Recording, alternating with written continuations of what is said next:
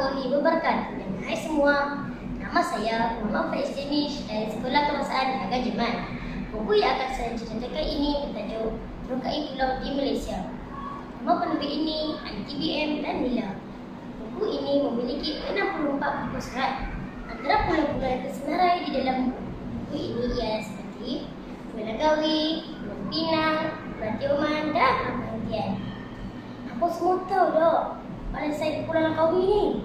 Apa semua tahu tak nama-nama Pulau Langkawi ni? Kalau aku tak tahu, mai sini saya abang. Mula-mula elang ni diambil daripada burung elang.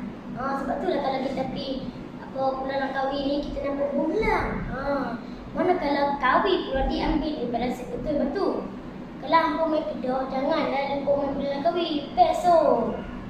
Pulau yang kedua, Pulau Tioman.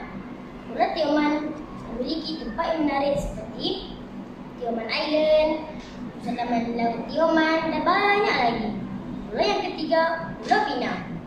Pulau Pinang memiliki makanan yang menarik seperti nasi kandar, char tiao, kuih muih dan banyak lagi. Dan pulau yang terakhir, Pulau Perhentian. Pulau Perhentian terletak kira-kira 25 km daripada JT Kuala Besar. Pada awalnya, pulau ini tidak memiliki nama yang khusus. Oleh sebab kapal pedagang selalu berulang-alik daripada China ke Asia Tenggara, pulau ini dinamakan sebagai Pulau Perhentian. Kawan-kawan, kenapa saya bercerita sangat tentang pulau-pulau ni? Ini sebab ini kerana ada kaitan dengan industri pelacukan di negara kita.